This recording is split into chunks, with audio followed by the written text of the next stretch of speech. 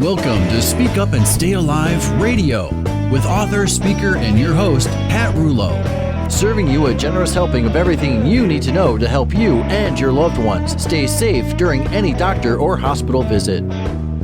The program is not intended to replace medical advice from a licensed professional, but rather to encourage you to become a well-informed participant in your health and well-being. And now, your host, Pat Rouleau.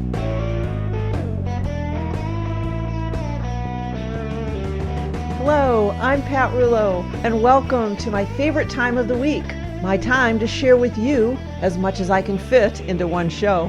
And I've had an interesting few weeks that qualify as healthcare hazards, and I'll get to those firsthand encounters in a moment.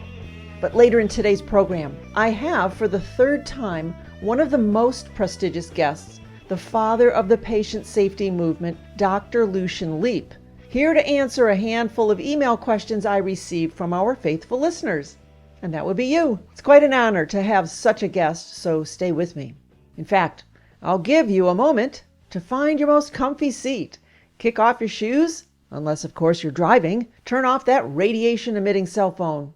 Yes, it does regularly emit high levels of radiation as it continually searches for a cell phone tower, which these days are sadly everywhere.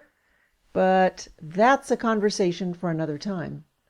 In fact, since I'm on the subject, next week, my guest will be talking about the health hazards associated with wireless technology in hospitals of all places. And that promises to be quite a show too, so mark your calendars for that. Back to today. Now, it's time for the healthcare hazard of the week. Oh, what a few weeks I've had. Normally, I don't have much opportunity to hang out at a doctor's office, but I've accompanied Bob to a few visits lately to help get his blood pressure under control, and at the same time have taken my mom for a few visits due to some sudden health issues. Let's start with Bob's encounters. While everyone was exceedingly friendly and kind, I must say that the first and most consistent lapse in patient safety revolves around the lack of hand washing. No one washed hands. Period. And now, with electronic charting, there is a computer in every exam room. The preliminary nurse or aide on every occasion asked a bunch of questions and entered the answers into the computer. Never washed hands, never sanitized the keyboard, then proceeded to handle the blood pressure machine, wrap it around Bob's arm, enter the information into the keyboard, walk out of the room, re-enter, touch the doorknob, start typing, take another blood pressure reading. And all the while I'm yelling in my head, cross-contamination, people! Next, the doctor entered, did her exam, of course, didn't wash hands, and wrote prescriptions for all kinds of things. Blood pressure medication, a painkiller in case you have pain, a pill for dizziness, a vitamin D supplement, which ultimately we did not fill, except for the low-dose blood pressure medication, which is what we came in for. Yet now, Bob's medical record looks like he has all sorts of health issues, when in fact, he does not. And there was little mention of side effects, and only when I asked. And after doing my own research, I clearly found that the painkiller negatively interacts with the blood pressure medication. When we went to the pharmacy to pick up the blood pressure meds, all 4 prescriptions were ready for pickup. Well, before we declined them, I asked the pharmacist about the painkiller and if it was not supposed to be taken with the blood pressure pill. She said, "You know what? You're right. They should not be taken together." And then she wondered out loud and said, "I wonder why this was not flagged by our computer system." I walked out shaking my head. What if this happened to someone else other than me? What if the normal, everyday, trusting person just filled the prescriptions and took them? In this case, not only did the doctor not pay attention to this possible interaction, the pharmacist missed it, and so did the computer system we all love and put our faith into. This was a medical mishap waiting to happen, a near miss. And I ask, how often does this happen? How often do drug interactions create a new symptom, a new problem, a new diagnosis that calls for more medications, more tests, more money? When we got home, I called the doctor's office to have a conversation about this. The doctor was busy, but the nurse, or whoever it was answering the phone, was happy to relay my question to the doctor. Every 15 minutes she would call back. I'll give her credit for reliability, and she would read a paragraph, obviously taken from some website that addressed my questions. She actually said, "Here's a paragraph the doctor said I should read to you." Hello, can I please have a direct conversation with the doctor? Do I really have the time to spend 2 hours answering the phone just to receive a response that doesn't fully address my concerns? Do I really need a third party to read passages from the internet? And again, I wonder how many normal, everyday, trusting people are going to go through all of this. Not many. And this is how medical mistakes happen. Knowing this, I hope you too can learn from my experience. You must ask questions. You must not be immediately trusting. And I hate to say that, but especially when it comes to your medications. Know what it is you are taking. Know why you are taking it. Know the side effects. And if you're taking more than one medication, never, ever take another without doing the research to find out if both medications play well with each other. Know when and how to take the medication. What time of day is most effective for that particular drug? Pharmaceutical drugs are powerful. They affect your body in many ways. Be mindful of what you pop into your mouth. And I also suggest that you make friends with your local pharmacist and always use the same pharmacy chain. I always say that your pharmacist is one of your best resources. They know drugs. That's their job. Every time you pick up a prescription, ask to have a short chat with your favorite pharmacist. In that way, he or she will come to know you and can be an ally, your safety net. I have several drug interaction checkers on our website under the free stuff link on the right-hand side of the page. Just go to the speakupandstayalive.com website and check that out. And as much as I want to share some of my mom's encounters, I'm going to have to save that for next week. But here's a hint. I was attacked by a primary care physician. And that's all I'm going to say for now. Help! Run! He's after me!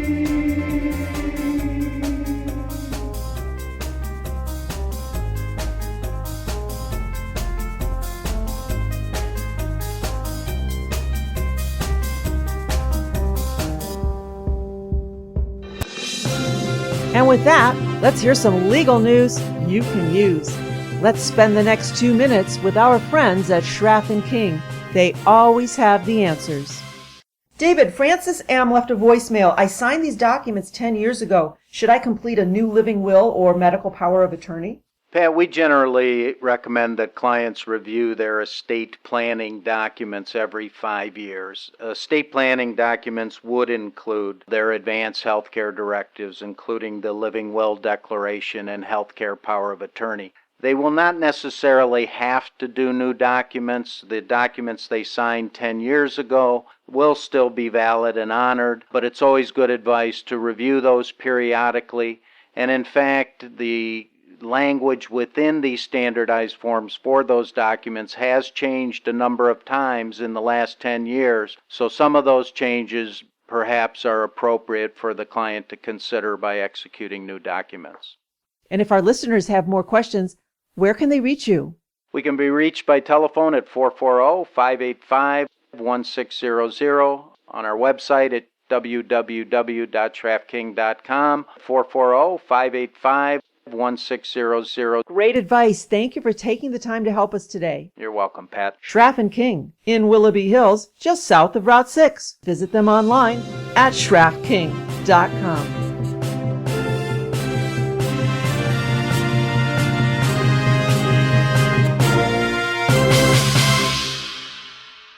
Tired of the same old presentations? Can you forward to slide 38, please?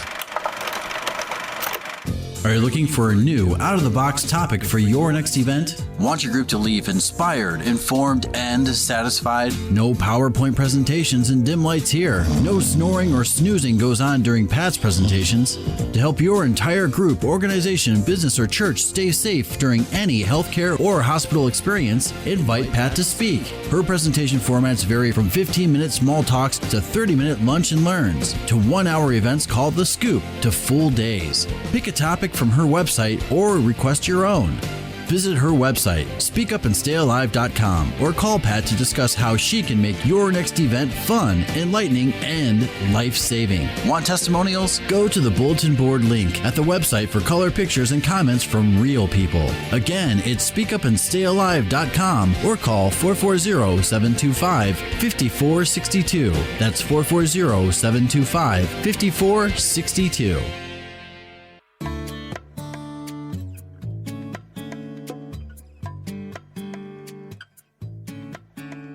I can't tell you how many times people reach out to me and ask, I'm going to the hospital but don't have anyone to be my advocate. Can you help?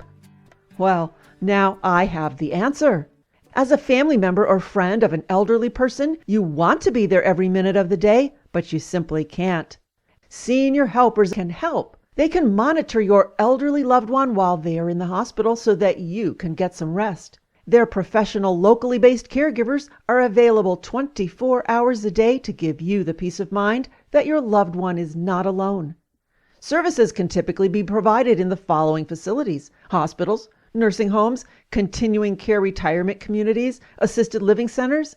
And the benefits of their sitter service are huge. A watchful companion for your loved one, peace of mind for you, and access to quick start home care services. Think of that. Senior helpers can help your loved one while they are in a facility and then provide care when they transition back to home. Contact Senior Helpers today and share this with friends.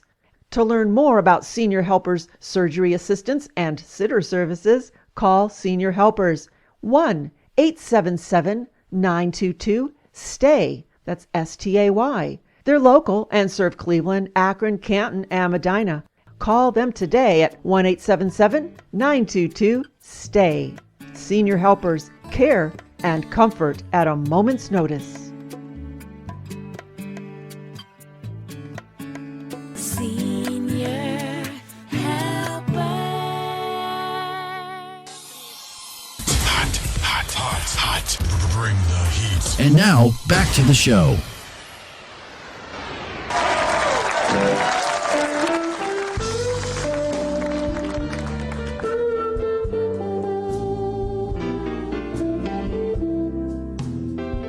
You are listening to Speak Up and Stay Alive, Patient Safety Radio, the only program that brings you weekly world-class guests and patient safety tips and tools that you can immediately use, all wrapped up in an entertaining, positive, and listener-friendly way.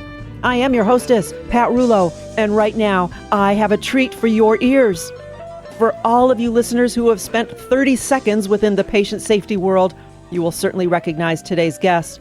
I am proud to share the air with Dr. Lucian Leape, the Harvard physician, also considered the father of the modern patient safety movement. He is responsible for the eye-opening Institute of Medicine's report, To Err is Human, the report that found that up to 98,000 Americans die every year from medical errors made in hospitals alone. He is also the chairman and the namesake for the Lucian Leape Institute at the National Patient Safety Foundation located in Boston, Massachusetts. I could go on, but we have so much to talk about. So welcome to our show, Dr. Leape.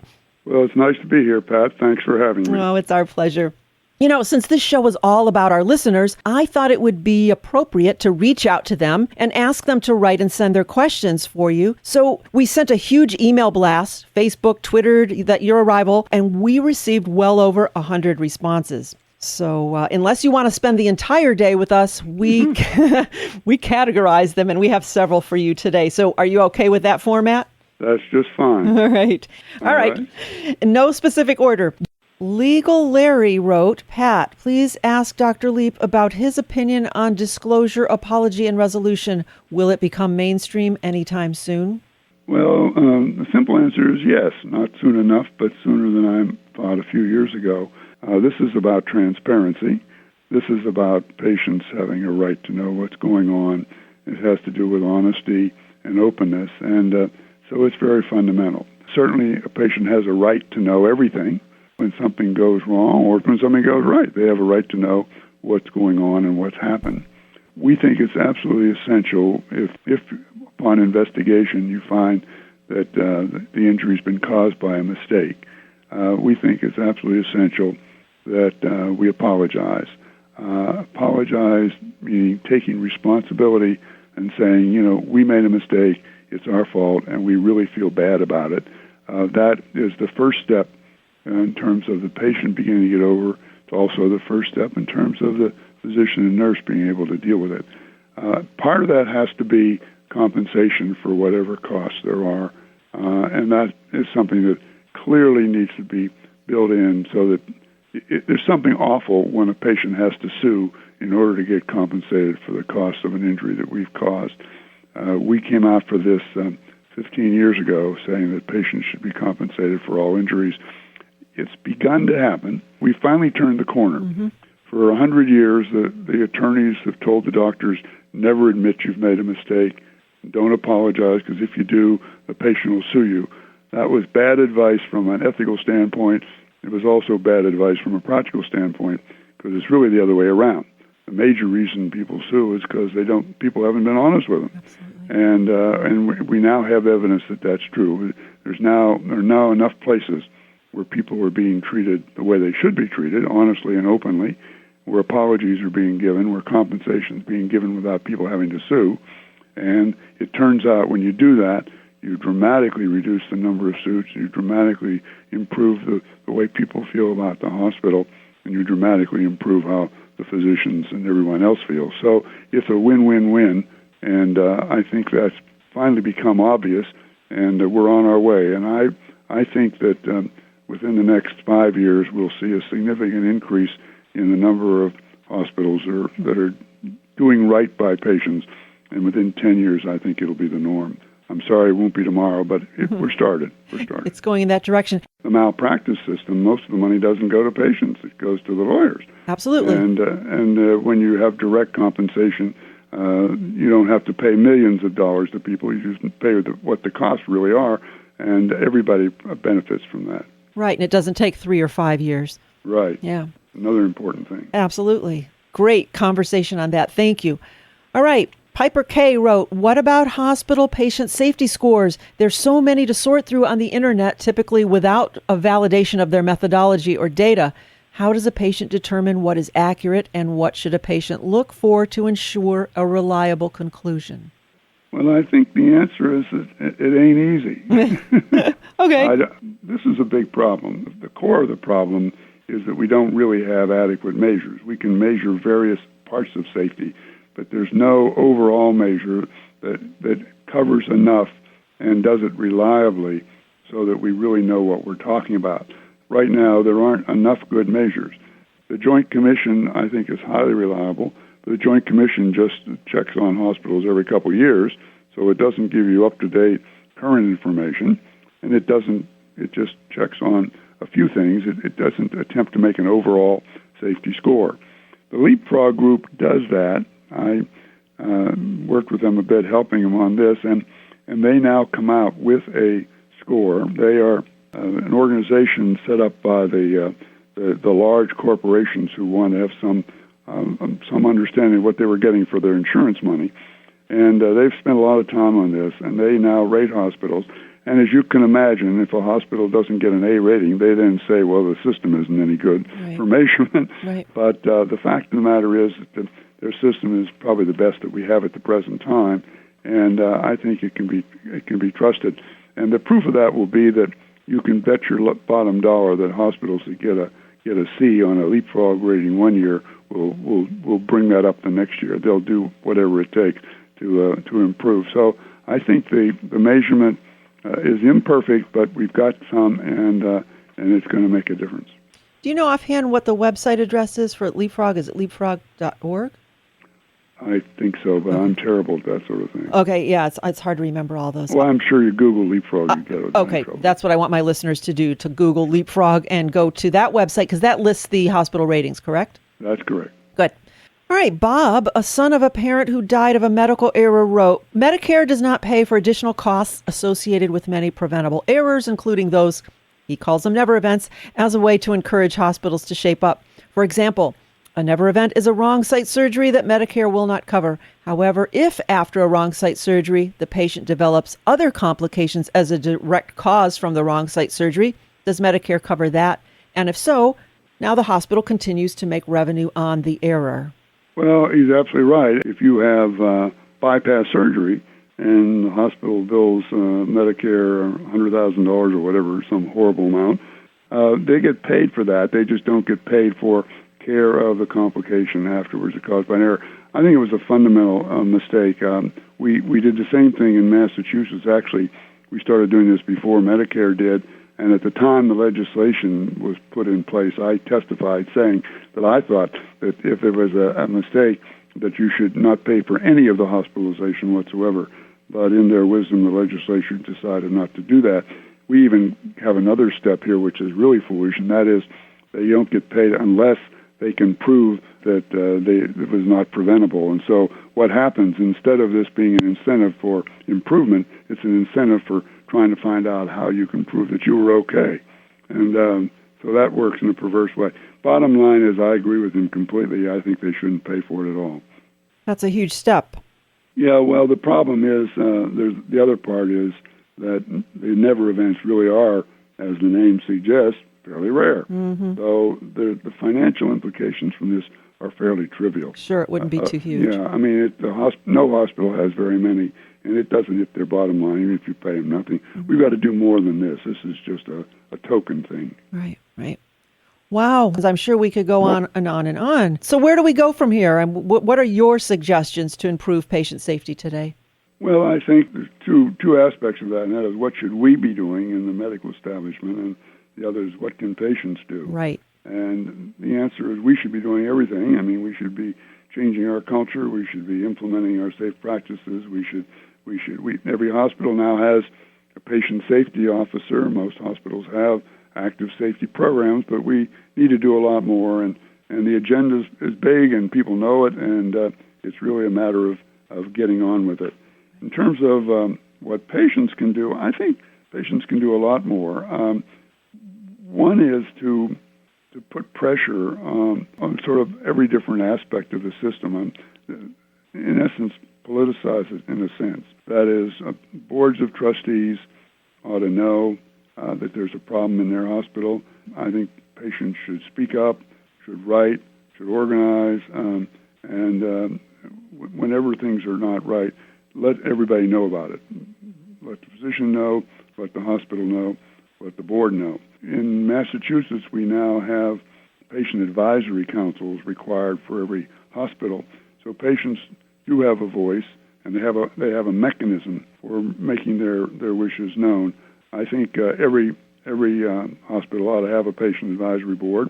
They ought to be more than an advisory board. They ought to be part of the participation in the hospital activities, and patients should push for that. And I think it's important to speak up is the main thing. And I think one of the striking things is that we may have 98,000 people die from medical errors, but we don't have 98,000 complaints about it. Interesting. And we really need to have more public outrage and say it's time to stop this and do what needs to be done. And I'd really welcome that. As things come along to you that you think our listeners should know about, please feel free to stay connected to me, and I will pass the word on that way. Sounds wonderful. Yeah. Dr. Leape, it has been a pleasure and an honor, obviously, to have you with us today. I thank you for taking the time to answer our listeners' questions, and you are welcome on this show anytime. Well, thank you, Pat, and thank you for all you're doing to help make the healthcare safer. We really appreciate it.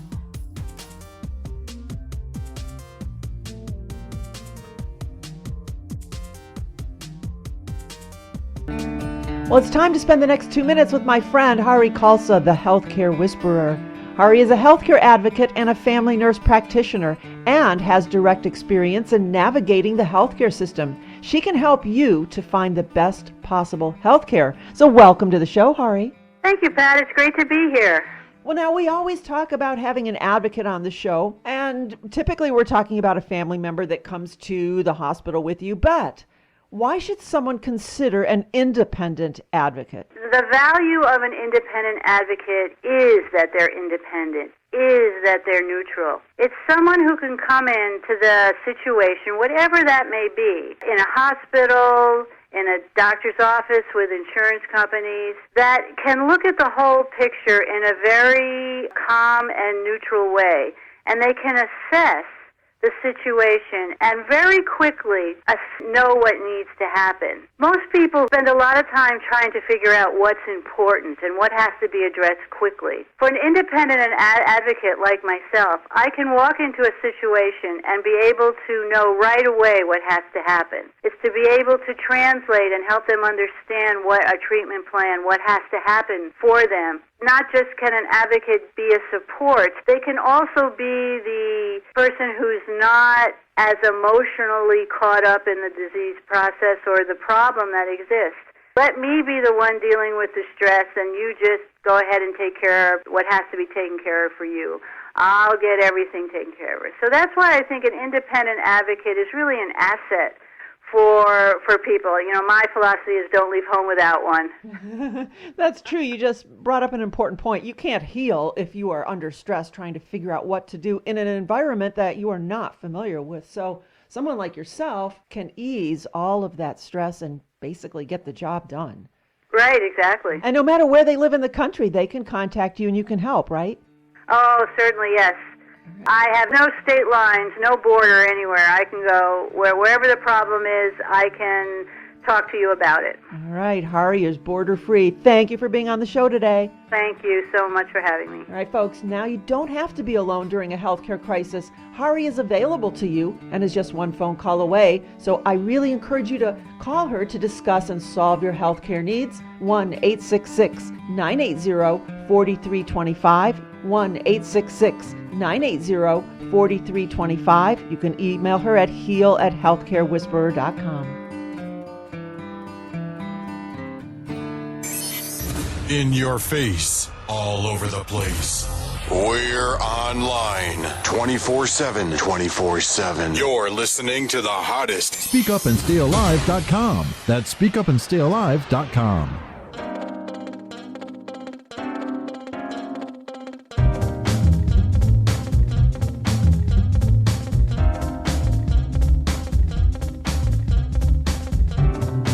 You're listening to Speak Up and Stay Alive, Patient Safety Radio. I am your hostess, Pat Rulo. So happy to spend this next hour with you to help you survive any healthcare or hospital encounter. As you know, the boys and I work hard to keep you safe, but that doesn't mean we don't have fun. In fact, each week we venture into the game chamber to find a fun and fact-filled gamelet of sorts to lighten the mood while still sharing important patient safety ideas with you. So today, we dug around and found an old favorite actually created by Bob. Thank you very much. You're welcome. And here's what it is. Shocking news from around the world. Here's how it goes. I will read a piece of healthcare news, and the boys and you, our devoted to patient safety listeners, will have to decide if the statement is true, or as we call it, a shock. Wow. Or is it false? We call it a crock. Oh. All right, guys, are you ready to play shocking news from around the world? Let's go for it. Let's do this. All right, here we go. Here is shocking news number 1. Scientists at Harvard Medical School suggest drinking 2 cups of hot chocolate a day may keep the brain healthy and prevent memory decline in older people. Is that a shock or is it a crock? What do you think, Bob? Boy, you caught me off guard on that one. I'm going to say it's a crock. I don't know. I'm going to agree, crock. What do you think, Eric? I don't know. I mean, I thought chocolate was kind of bad for you, so my first instinct is to say crock. All right. Wow. Wrong. Uh-oh. Sorry, it is a shock. For their investigation, the team recruited 60 dementia-free people of average age of 73 and asked them to drink 2 cups of hot cocoa a day for 30 days. Half the people drank hot cocoa high in an antioxidant called flavanol, while the other half drank flavanol poor hot cocoa. Then the team tested their memory and their thinking skills before and after using a set of standardized tests. At the start of the study, it took them 167 seconds to complete the test, while at the end, they did it in 116 seconds. What do you guys think of that? I think that's pretty good. Maybe I need to start drinking hot chocolate instead of coffee. Any excuse to drink hot chocolate every day. I was going to say, wouldn't it be wonderful if eating and drinking chocolate was the answer? I mean, it's already not the answer. Actually, though, after the fact, though, an expert at Johns Hopkins School of Medicine in Baltimore said the study is an important first step, but there's more work that's needed to provide that link between cocoa, blood flow problems, and cognitive decline. All right, guys, here is shocking news number 2. Some grocery stores in El Paso, Texas, are attaching mirrors to the front of their shopping carts to encourage shoppers to buy produce. Is that a shock or is it a crock? I want to say crock. I don't understand. Can't you already look in the shopping cart, see what's there? Why do you need a mirror? I hope it's a crock. I'm going to say it's a crock, too. I just have no idea why they would do that. Oh, you boys, you're wrong again. That is a shock. Wow. This is a new marketing technique called nudge marketing, giving the consumer a nudge to do what the store wants them to do. A shopper looks in the mirror and thinks, whoa, I'm fat. Oh, no. Yeah. Oh, my goodness. Yeah. So why would this be happening in El Paso? Well, because in El Paso, 32% of the adults are obese and 12% have diabetes. These numbers make it the perfect place to test out new strategies to nudge people to buy more produce. And then they went even further. These scientists tinkered again with the shopping cart, and they created these placards that hung inside the baskets that tell shoppers how much produce the average customer was buying, 5 items a visit, and which fruits and vegetables were the biggest sellers. Bananas, limes, and avocados. Information then that encouraged these shoppers to conform to social norms or acceptable behavior. Really? And then at the second week after this happened, produce sales jumped 10%, and it also jumped a whopping 91% for those participating in the government's nutrition program. This shopping center was so excited that it now plans to put the placards in every cart at all 146 stores. So why the push to the produce department? Can you guess why? They're trying to control diabetes and sell more produce. You only wish. Because along with the meat counter, the produce aisle is one of the most profitable parts of the grocery store. Busted. With large volumes and higher than average markups from the wholesale cost. Oh, wow. That's shocking. So it boils down to money, right? You got it. What do you think of that? Eric, do you want to be nudged in the grocery store? Maybe it's just me, but if I see my fat reflection in a mirror, I'm just going to be more depressed and buy more chocolate. Good for you. Buy some cocoa. At least your memory will be intact, right? Right. All right. I think that's terrible kind of manipulation. So if you see a mirror or placards, don't look. All right, guys, here is shocking news number 3. A health center in Oakland, California reports that teenage girls reapply their lipstick or lip gloss as often as 12 times per day, and that could be hazardous to their health. Is that a shock or is it a crock?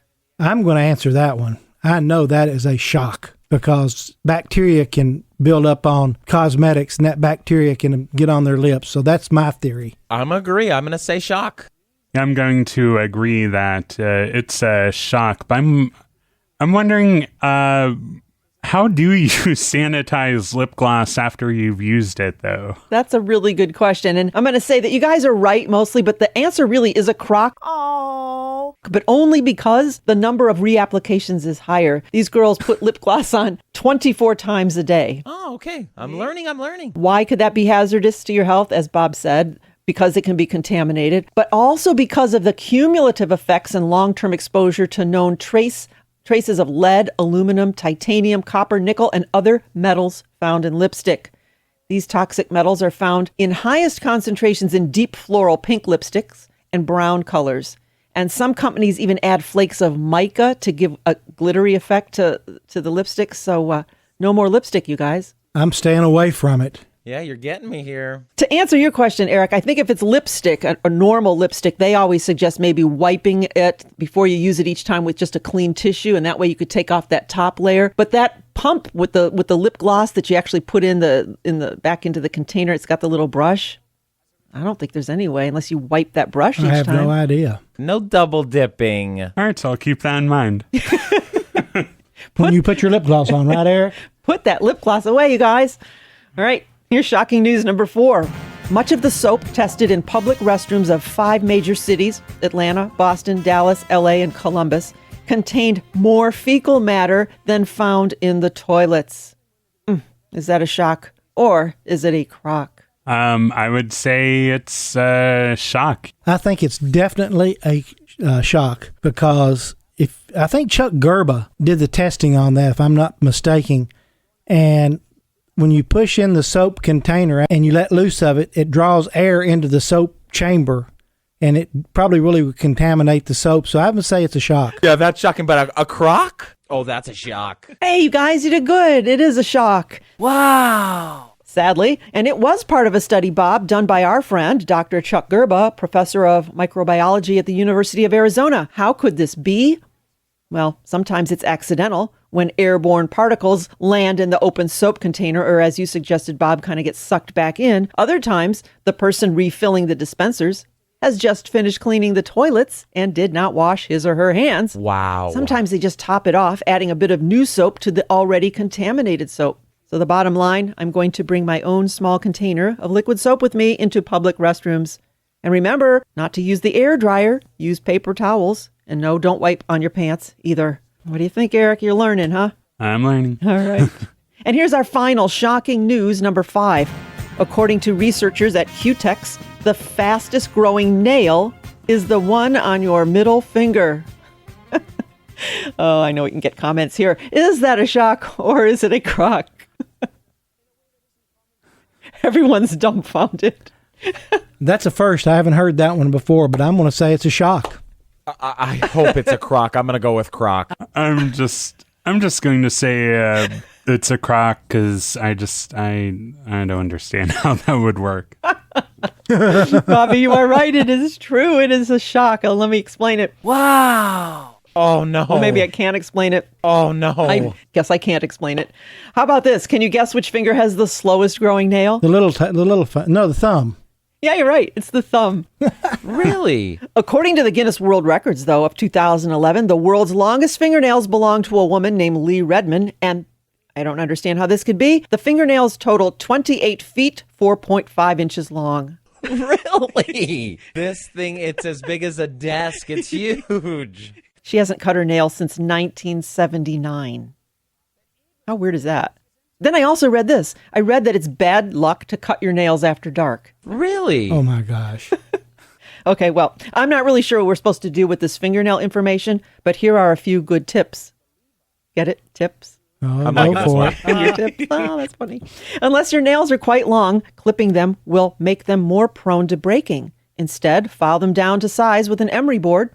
Keep your nails clean and dry to prevent bacterial and fungal growth, especially if, ladies, or maybe guys, you wear acrylics or other types of artificial nails.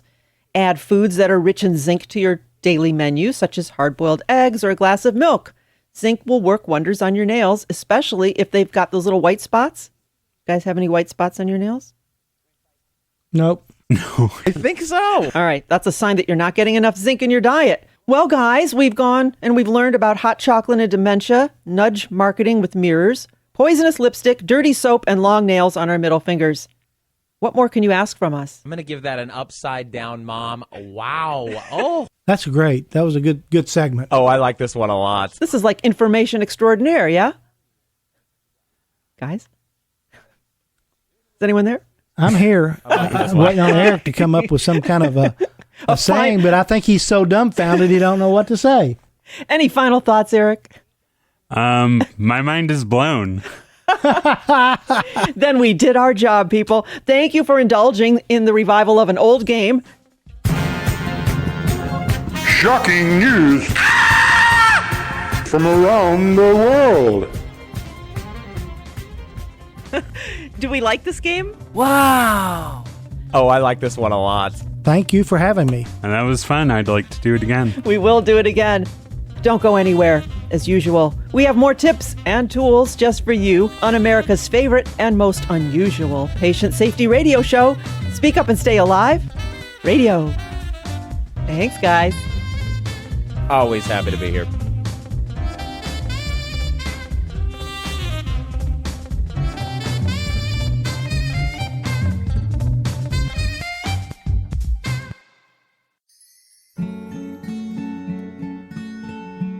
Do you have a skin issue, acne, rosacea, eczema, or are you just starting to show your age? Let's listen as Lisa Stewart and Melody Carl of Solia Spa in Brecksville answers a listener's question.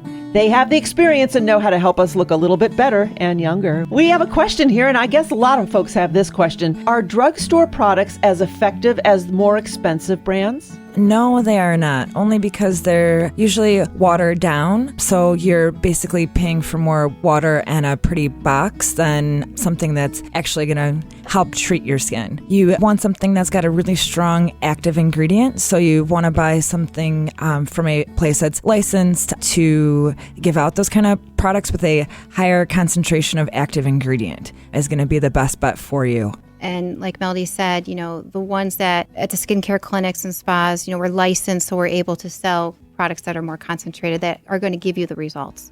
Definitely. And we can teach you how to use them instead of you just going to the drugstore blindly. I was just going to say that you go to the drugstore, nobody's helping you out, and you're looking through all these boxes, but they come to Solia Spa and visit with the two of you. Right. Ask questions, and you're the experts, and you have the answer. And we have samples, too, of all of our products, so clients can try it out, see how they like it, and then purchase it. Can't get any better than that. Great advice.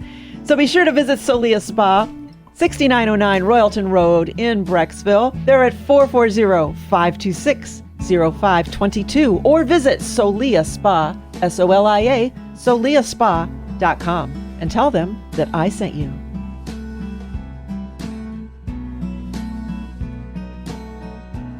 You are listening to Speak Up and Stay Alive, Patient Safety Radio. I am Pat Rulo, your hostess and author of the book, Speak Up and Stay Alive, the Patient Advocate Hospital Survival Guide, available at all of our live speaking events or at our website, speakupandstayalive.com.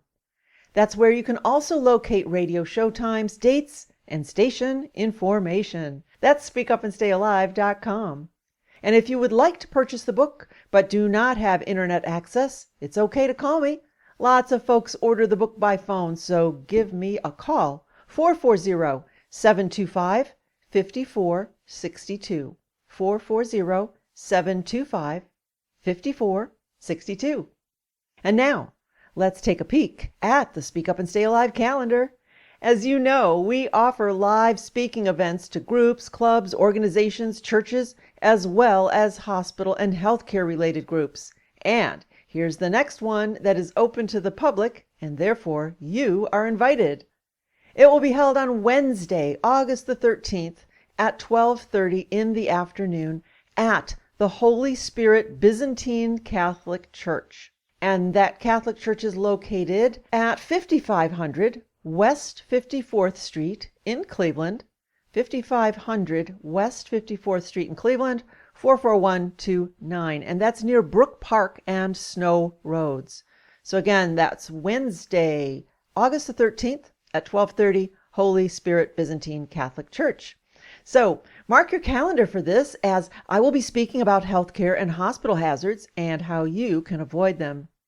At this event, you can also purchase signed copies of my book, Speak Up and Stay Alive, along with other life-saving goodies that we have to offer.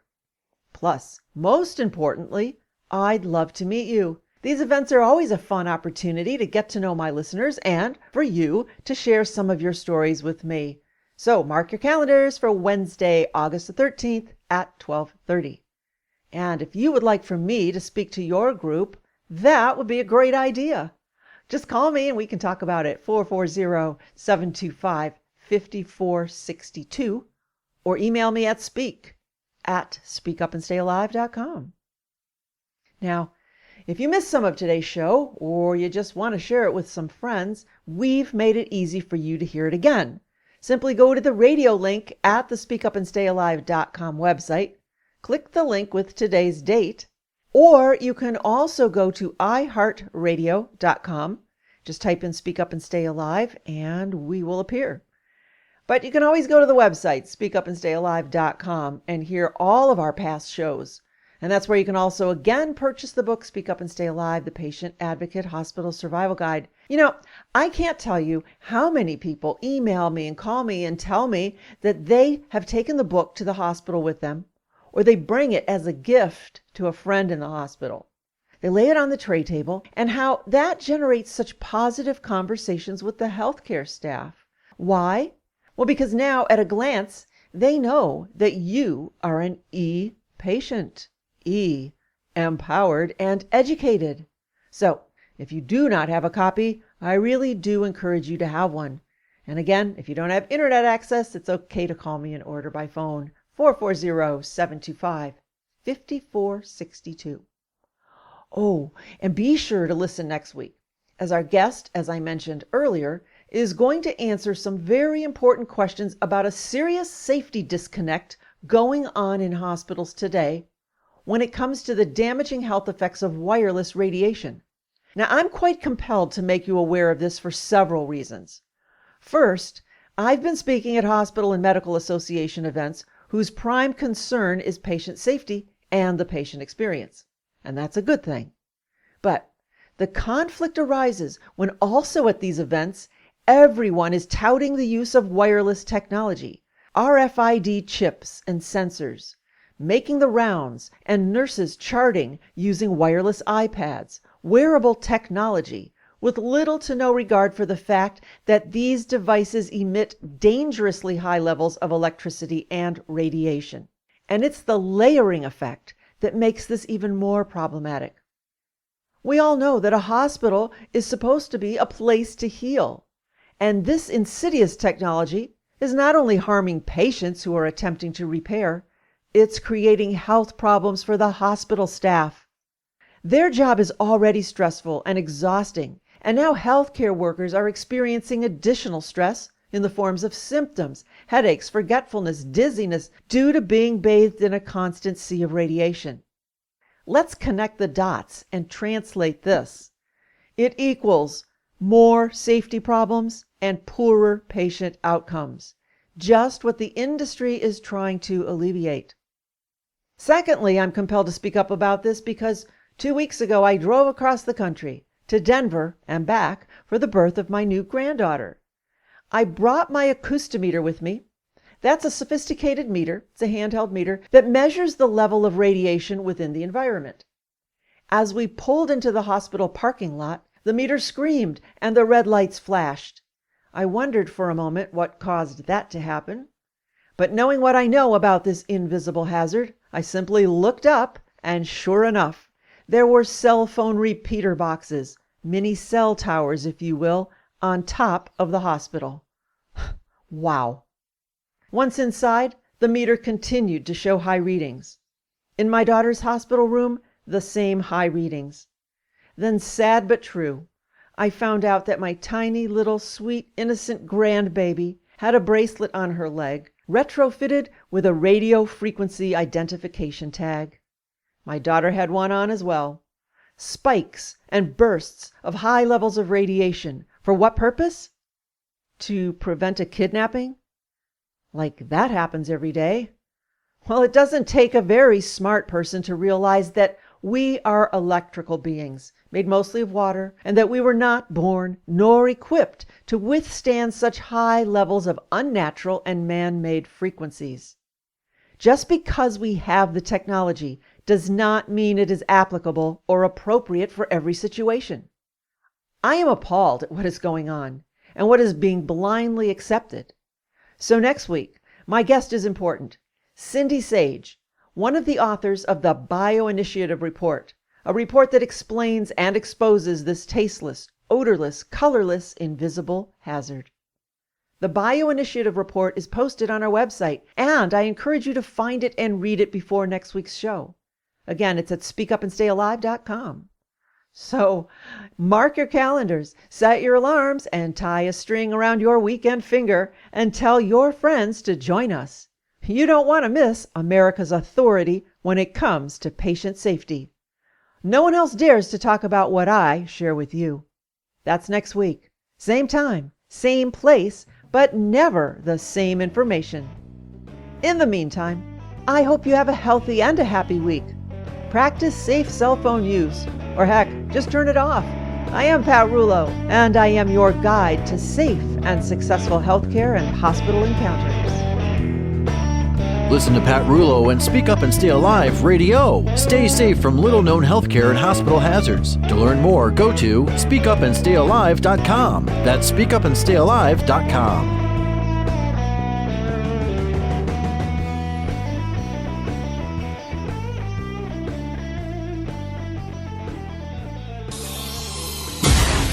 Yeah, it was awesome. You're awesome. She's awesome. Isn't she awesome? Awesome.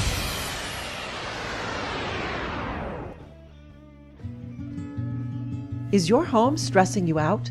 Are your appliances and gadgets damaging your health? Are you concerned that modern technology could be ruining your and your family's health? Scientific evidence suggests that everyday chronic low-intensity magnetic field exposure poses a possible health risk. Therefore, the conclusion is that magnetic fields remain classified as possibly carcinogenic, meaning they can cause cancer. And what about the radiation levels from wireless computers, routers, cordless phones, baby monitors? So I'm suggesting that you have a healthy home consultation to identify problem areas in your home. The folks at Healthy Home will test the EMF levels in your home using small, specialized equipment, focusing particularly on areas of the home where you spend most time. And then we'll make recommendations about how you can reduce your exposure and minimize the effects on your health. It takes about an hour, and you will be given a comprehensive report that includes full recommendations on how to reduce the negative impacts of EMFs and turn your home into a healthy, healing, and safe environment. Schedule a Healthy Home consultation today, and I'll come too to meet you and share what I know about healthy homes. Call 440-725-5462. That's 440-725-5462. And remember, a healthy home is a happy home.